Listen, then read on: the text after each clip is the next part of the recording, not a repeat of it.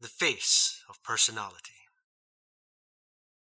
It was as if personality itself had a face.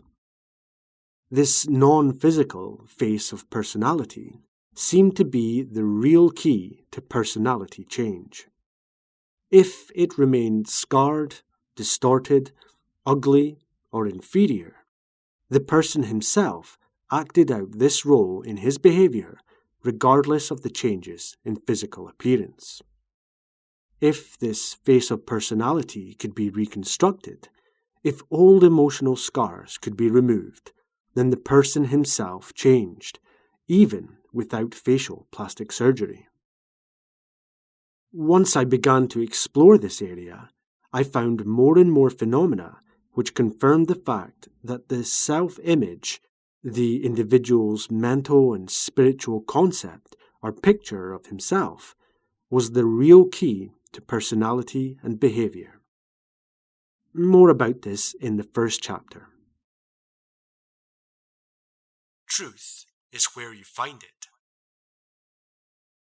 I have always believed in going wherever it may be necessary to find truth, even if international boundaries must be crossed. When I decided to become a plastic surgeon years ago, German doctors were far ahead of the rest of the world in this field. So, I went to Germany. In my search for the self-image, I also had to cross boundaries, although invisible ones. Although the science of psychology acknowledged the self-image and its key role in human behavior, psychology's answer to the questions of how the self-image exerts its influence, how it creates a new personality, what happens inside the human nervous system when the self-image is changed, was somehow. I found most of my answers in the new science of cybernetics, which restored teleology as a respectable concept in science.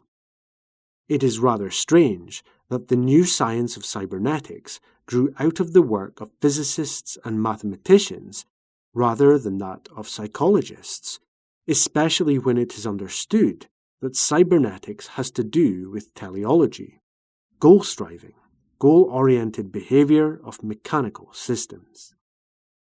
Cybernetics explains what happens and what is necessary in the purposeful behavior of machines. Psychology, with all its vaunted knowledge of the human psyche, had no satisfactory answer for such a simple, goal-oriented, purposeful situation as, for example, how it is possible for a human being to pick up a cigarette from a coffee table and place it in his mouth. But a physicist had an answer. The proponents of many psychological theories were somewhat comparable men who speculated as to what was in outer space and on other planets, but could not tell what was in their own backyards. The new science of cybernetics made possible an important breakthrough in psychology. I myself take no credit for the breakthrough other than the recognition of it.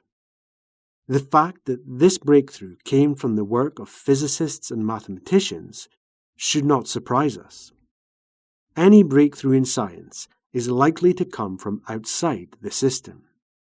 Experts are the most thoroughly familiar with the developed knowledge inside the prescribed boundaries of a given science. Any new knowledge must usually come from the outside, not by experts, but by what someone has defined as an impert. Pasteur was not an MD. The Wright brothers were not aeronautical engineers, but bicycle mechanics. Einstein, properly speaking, was not a physicist, but a mathematician. Yet his findings in mathematics completely turned upside down all the pet theories in physics. Madame Curie was not an MD, but a physicist, yet she made important contributions to medical science.